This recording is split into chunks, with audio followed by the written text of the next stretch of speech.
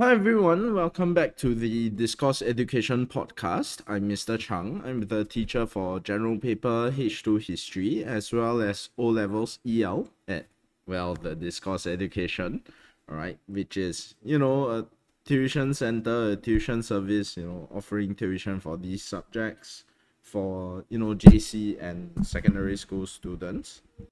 So yeah, this video, this is not an episode, just to be clear, because we have another question, our second question ever since we launched the podcast, and we are gonna tackle that right here.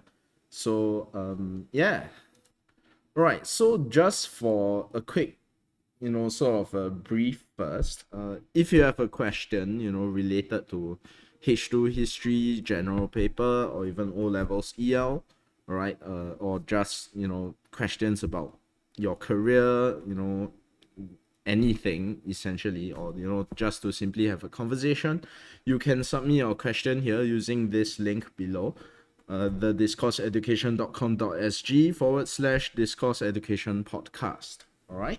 So yeah, you can submit your questions there, and we will answer it whenever we see it, and create a video sort of like this. Okay, so without further ado, this is the question that we received in our email. I think it was yesterday as of filming this video. I couldn't get back to this question earlier because, I was busy with, family matters. But yeah, here we go. This is a question for H2 history. Could you explain the Bretton-Woods system and, how it was such that gold was pegged to the USD? Also, what is liquidity? So to be clear, there are two, separate questions here. First is, the functions, I guess, or the mechanics of the Bretton-Woods system, and the second one is what is liquidity.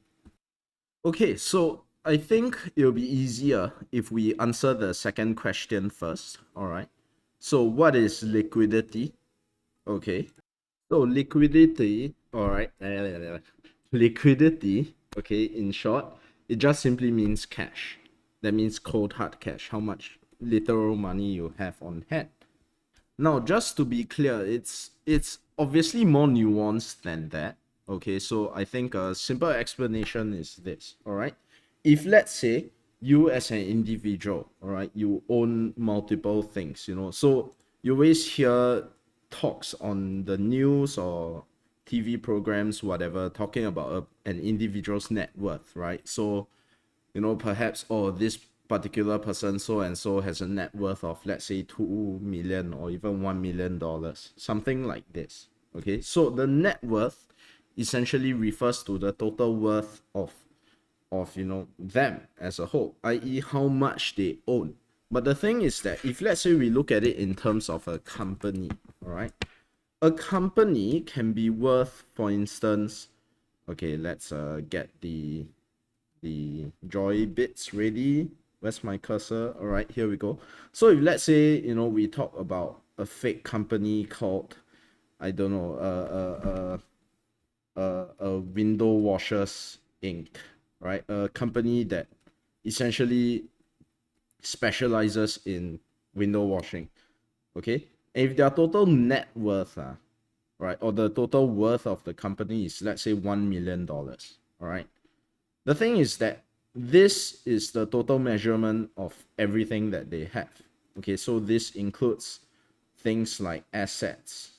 Okay, so let's say they have assets of worth $750,000. Right, so 3/4 of their total net worth is in assets.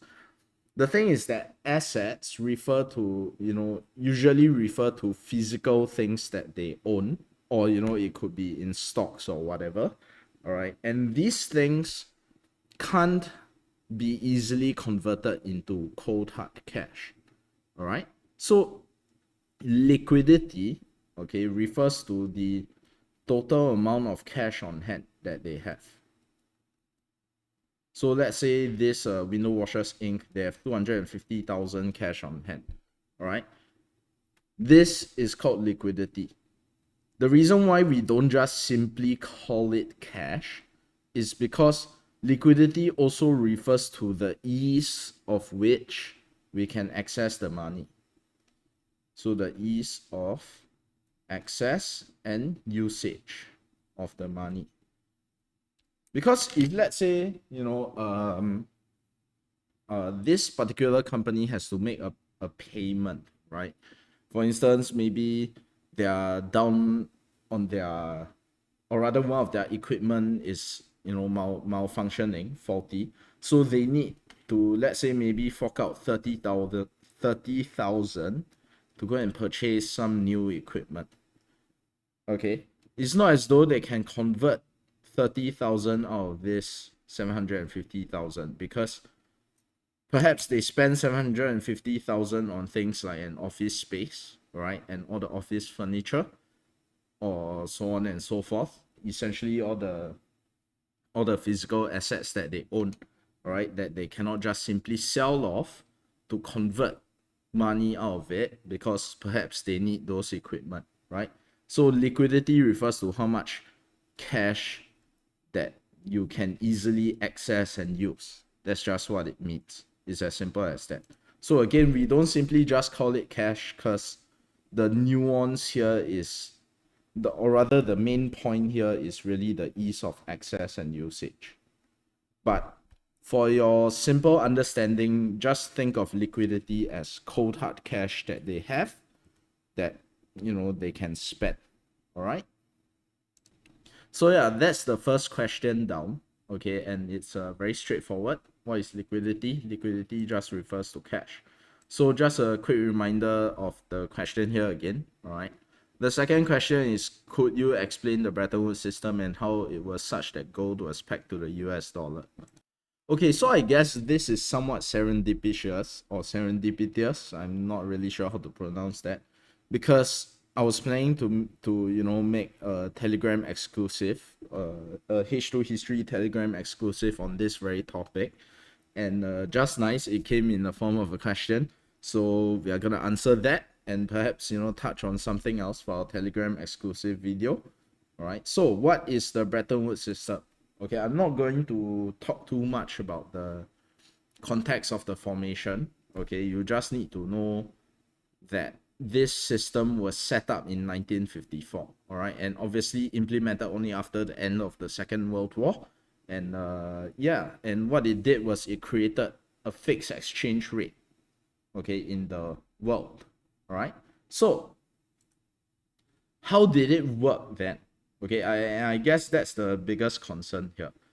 So the first things first, okay, when we talk about a fixed exchange rate, it may be a little bit hard for us to imagine that, all right? But essentially, a fixed exchange rate means that your currency values will stay the same. Okay, currency values will stay the same. So I'm pretty sure, those of you, watching this video, y'all would have been perhaps on holidays, right, with your family, regardless of whatever country you visit. Okay, I usually, when I talk to my students over the holidays, they'll go to various countries, make me so jealous. Oh my gosh. Yeah, but anyway. So for instance, if let's say you travel to USA, right? So on average nowadays, $1, okay, is about 1.7 Sing dollars, thereabouts. All right, so we are talking about modern day right now. This is just to help you understand what the fixed exchange rate is. So the thing is that this value can fluctuate. It can fluctuate because it is dependent on, the demand, quantity demanded and quantity supply of all these, currencies. Okay. So a fixed exchange rate means that once we peg it as such, that means once we decide that, okay, we want to make it such that for every $1, it is worth 1.7 Sing dollars, we will maintain it as such. That is called a fixed exchange rate. Okay, so this is really just for the benefit of those who are taking H2 history, but you all don't take econs. Okay, so yeah, that's how the fixed exchange rate works. And for the Bretton-Woods system, okay, back then, what they essentially did was they would use USD, US dollar, as a key currency. What does that mean? Okay, what is a key currency? Okay, a key currency essentially is the main currency that you use for international trade. All right. So for instance, in a modern day context, there are a few currencies that can act as key currencies in terms of global trade. And that is really purely on the basis that we trade most with these countries because they are the main producers of many goods and services. So for instance, you have in a modern day, US dollar, you have the Japanese yen, you have renminbi, you have the euro, you have Aussie dollars, right? These are just some of the key currencies in the world today. So back then, what USA did was they would purely use the US dollar as the key currency, right? So this was in the period of 45 to about 71, right when the Nixon shocks occurred, and all the different nations would peg their currencies to the US dollar. Okay, that was what the Bretton-Woods system was. So, okay, obviously the euro didn't exist back then. To be clear, the euro only existed from 1991 onwards after the Maastricht Treaty. That was also when the European Union was properly formed out of the European Economic Community. Okay, so that means we are talking about things like sterling pounds, yen, other currencies, Deutsche Mark, right, from West Germany, so on and so forth. Okay, so of course, every country would peg their currency to the USD at a specific amount. I can't really remember for the others how much it was, but for the yen, for instance, it was 360 yen to 1 USD, up to about the late 60s or early 70s. Then that's when the Japanese, revalued their currency relative to the US dollar. So what all these different countries did was they maintained it at a ±1 margin. That means, all right, the value of, let's say, the yen lah, okay, the yen, it cannot go or it cannot appreciate. That means it cannot become more valuable, right, by more than 1%, nor can it depreciate by more than 1% against the US dollar. Okay, that was what the Bretton-Woods system was. So all the countries would maintain this fixed exchange rate against the US dollar with a ±1% margin. So basically the band in total is about 2%. All right, they are only allowed to fluctuate within this particular band right here. So if let's say this dotted line here is 360 yen, okay, it can't appreciate. Yeah, this sounds very counterintuitive, but if you appreciate the yen, that means the total value here will decrease, right? It can't appreciate more than 1%, nor can it depreciate more than 1%. So they have to maintain within that range, right? That also means, okay, a lot of intervention. Now, of course, at this juncture, you might be wondering, how is it that, before we get to the whole USD peg against the gold thing, how is it that nations can maintain their currencies against the USD at a particular rate, right? So the intervention of it really is, to put it very simply, okay, controlling the total money supply of their own currency. Because y'all will learn this, okay, for the students taking macroeconomics, y'all will learn this when your teachers start covering monetary policy. But essentially, the currency value of a particular nation's currency is determined by the total money supply. Okay, the total money supply. The idea being that the higher the quantity supplied of a particular currency, obviously, the lower its value. All right. So for those that don't take economics, okay, this is on the basis of a very, very basic economic theory called the law or the laws of demand and supply. Okay. The idea is that if let's say we have a graph here, okay, and a couple of curves here, all right, the y-axis, okay, refers to price, okay, price, and this one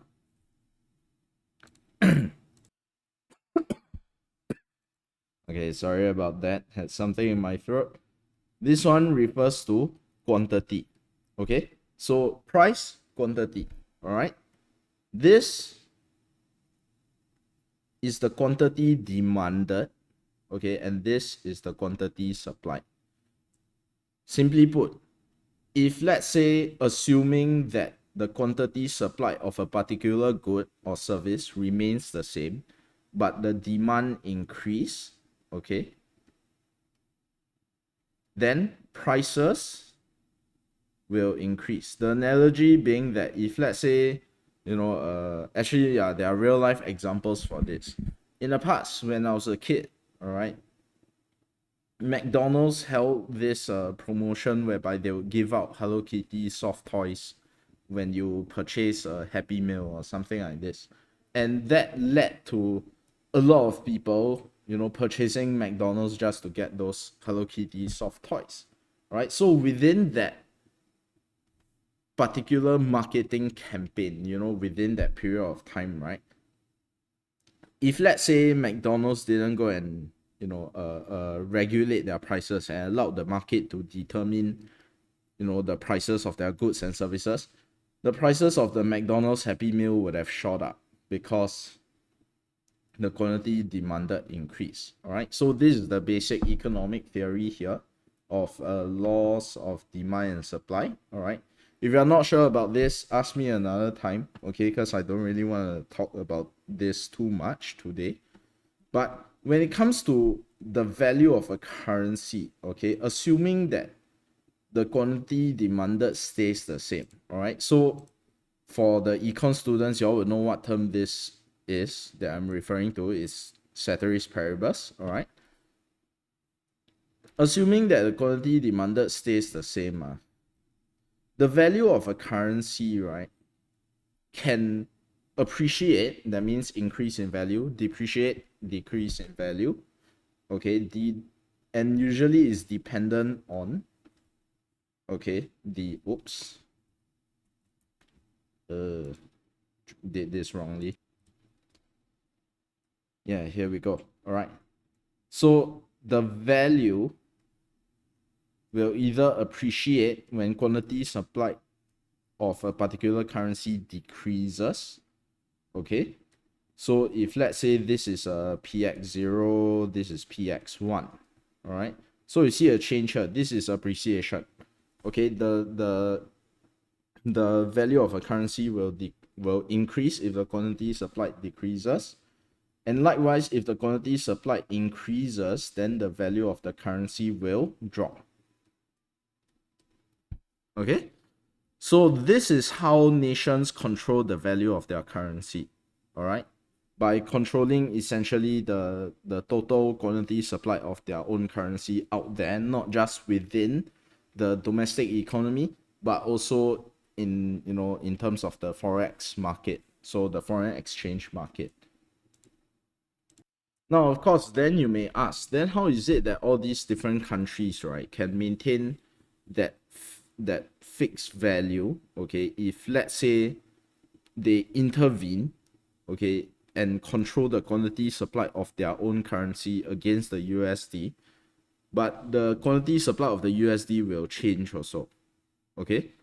It will change, right? Because if let's say if I want to maintain 360 yen against $1, if it appreciates, all right, let's say the exchange rate becomes like this, then I need to increase the quantity supply of yen, okay, be it in the domestic market or, you know, in the forex market, all right, such that I can control the values back again. So typically what countries do is that they have a couple of options here, all right? If they want to increase, or rather if they want to depreciate their currency, they can do it primarily in a few ways, all right? We are not going to go into that, but one of the ways that they can do is they can do quantitative easing. Okay, quantitative easing. What does this mean? This just means printing money, making it rain, all right? So print money. Now, of course, there are pros and cons with this particular policy measure. The pro is that immediately they have a readily available monetary supply, all right, which also will bring down the value of their currency, so cause it to depreciate. But it can also cause a lot of inflationary pressures, because the more money that people have, the rationale is that, you know, when human beings have higher disposable income, right, that means they receive more money, and then whatever money that's left over after they pay off all their bills, right, then they will spend it on goods and services to increase their own standards of living. Okay, so of course this may cause inflationary pressures, but in the context of the fixed exchange rate, this is not really what many countries did. Okay, they didn't QE anything. So instead, what they do is they would use their foreign reserves. For the econ students, you all will learn about this when your econs teachers begin to touch on things like your current account balance, your balance of trade, balance of payments, all these things. All right. So for the students that don't take economics, all right, the foreign reserves, to put it in very simple terms, it refers to a piggy bank. Okay, it refers to a piggy bank of foreign currencies that you hold. All right. So for instance, if let's say let's say I'm a frequent traveler, right? I will exchange my SGD with, you know, for instance, if let's say I go to, I don't know, JB a lot, right? I will exchange my SGD for the ringgit, and then I'll keep a whole bunch of it, okay? But think of that on a scale of an economy. That refers to the foreign reserves. To put it in very simple terms, obviously, technically, it's much more complicated than that, but just think of it in that way. So if the Japs want to bring their currency back to 360 yen against 1 USD, right, then they have to increase the total money supply of it, correct?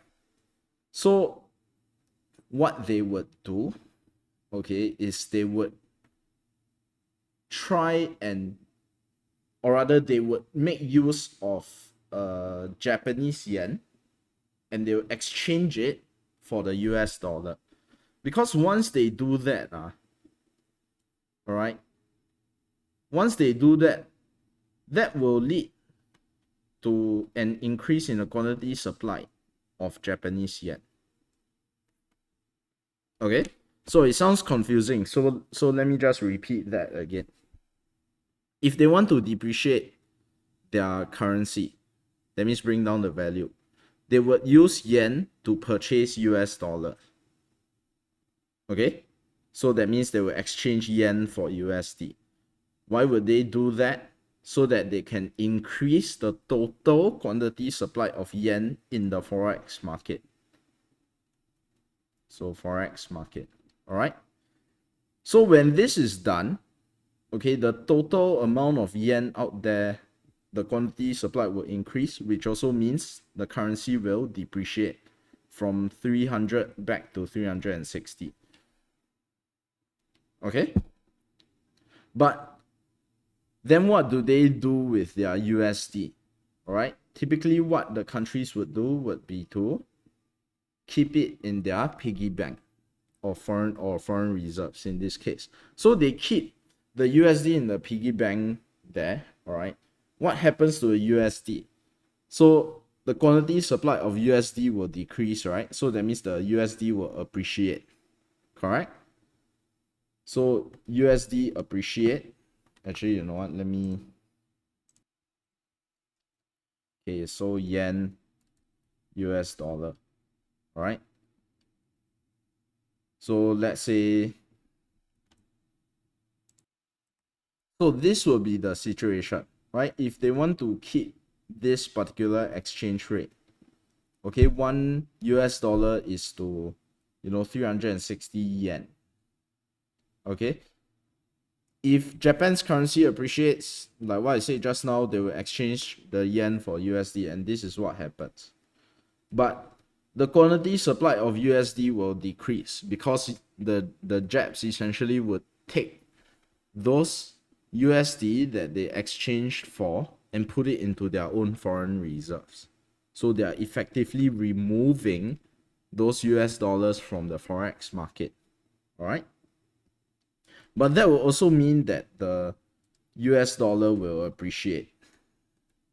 The price will go up because if you recall from the graph earlier, the curves earlier, when the quantity supplied of a particular currency decreases, ceteris paribus, okay, assuming that the demand stays the same, the quantity demanded stays the same, then the value of the currency will increase.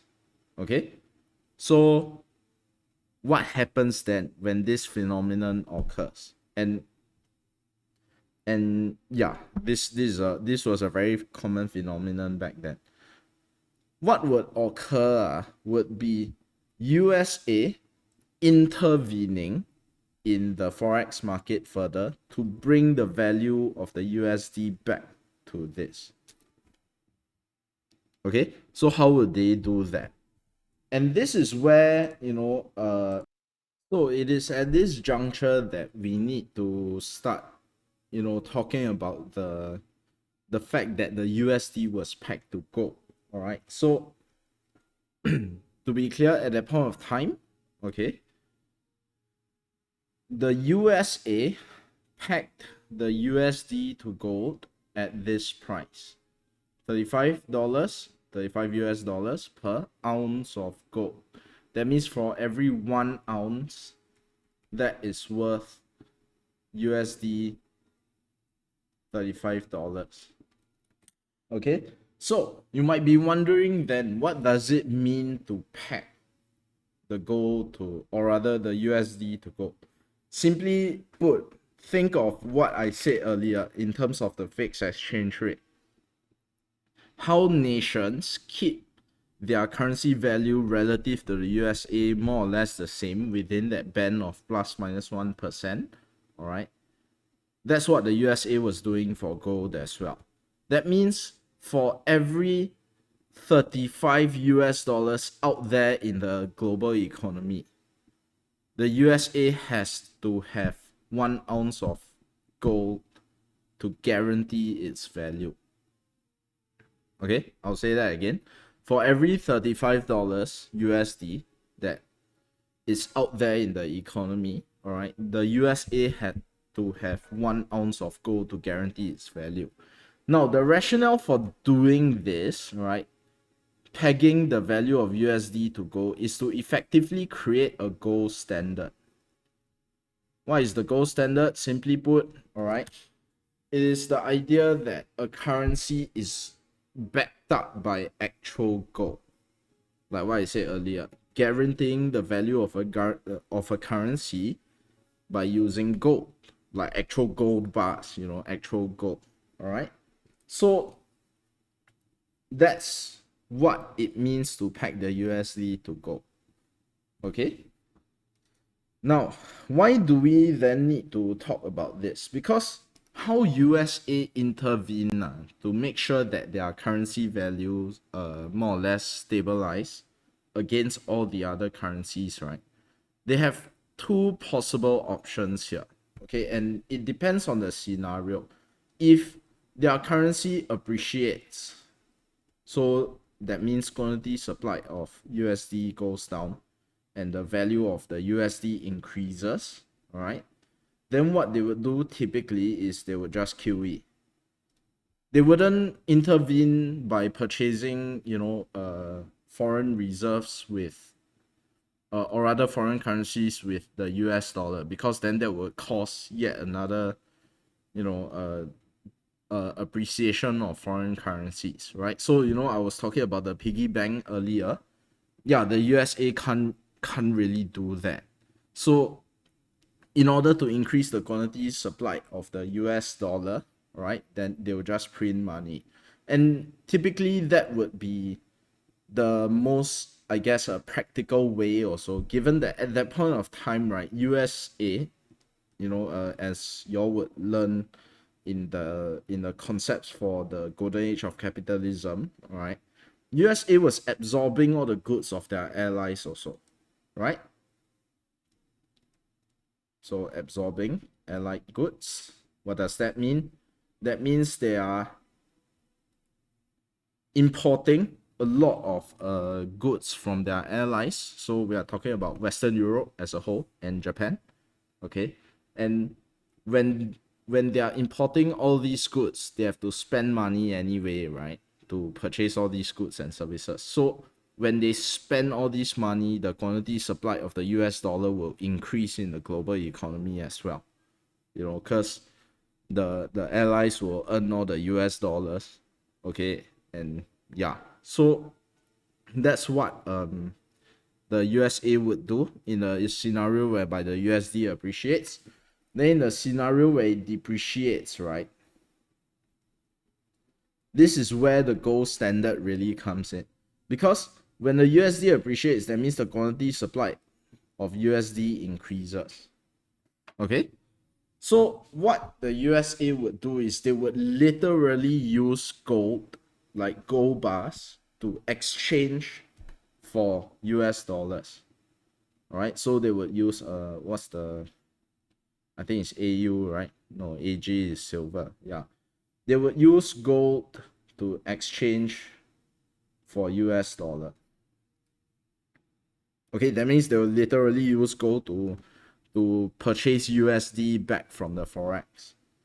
All right, and in so doing, they would bring down the quantity supply of US dollar again, so that they would cause the US dollar to appreciate back to its level. That is what it means to have USD pegged against gold. That means, once again, for every 35 US dollars out there, USA needs to have 1 ounce of literal gold to ensure the value of the US dollar.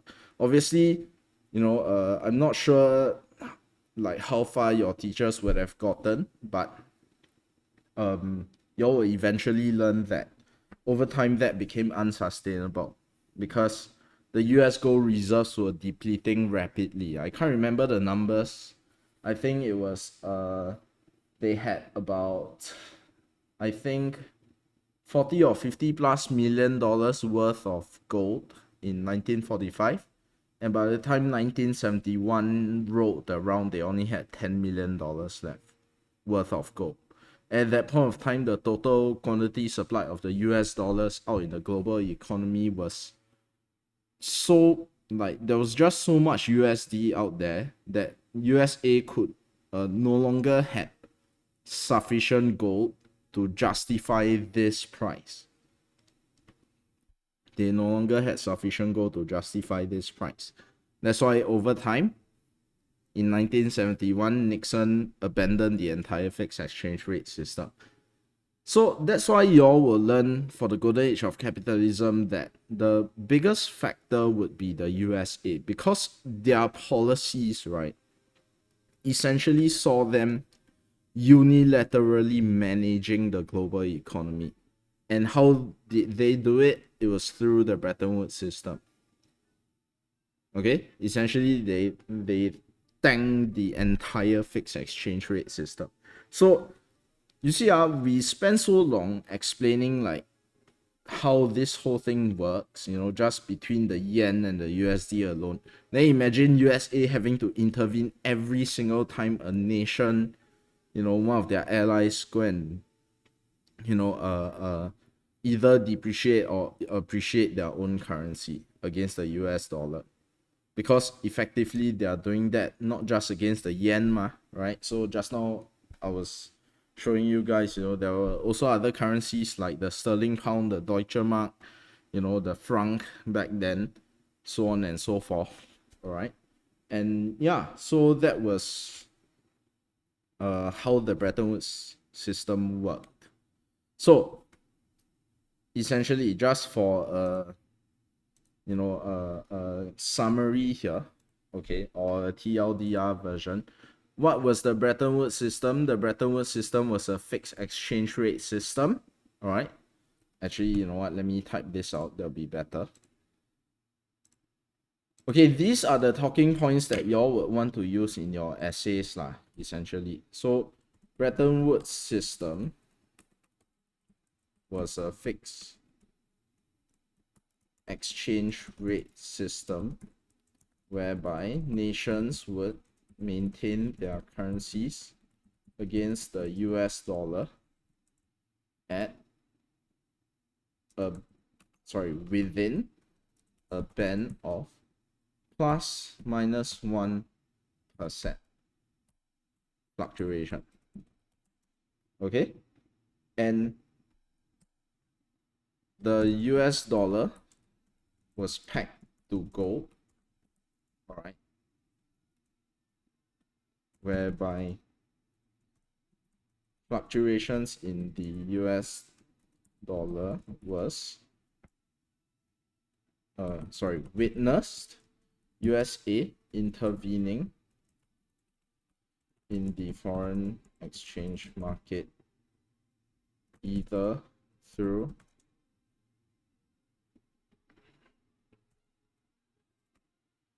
increasing its money supply or using gold to intervene to decrease the total money supply of the US dollar. Oops.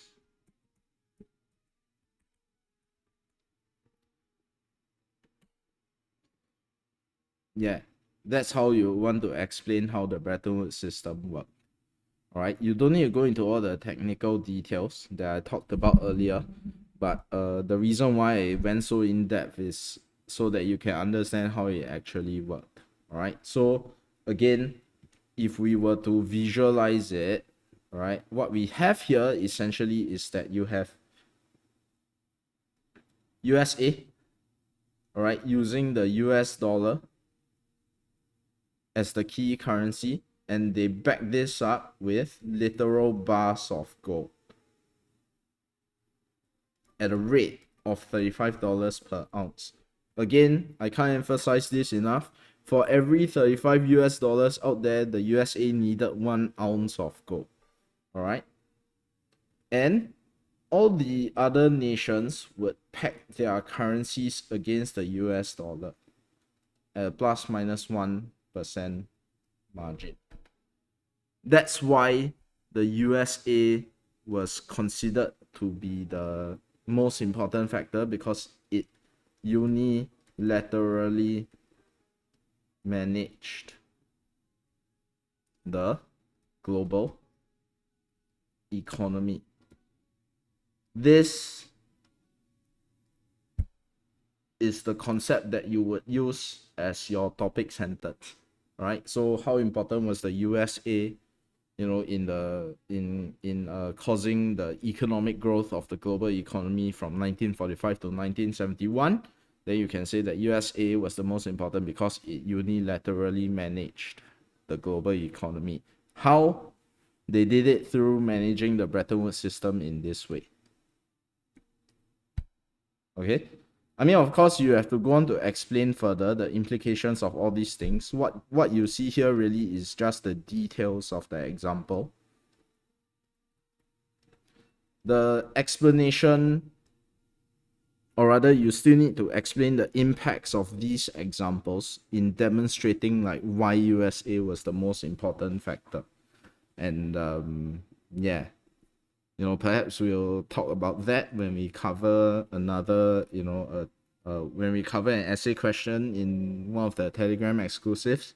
But yeah, so you know, yeah, that's how the Bretton-Woods system worked, all right, and why and how is it that the USA could be pegged to the gold. Okay, so I hope that resolves this particular question.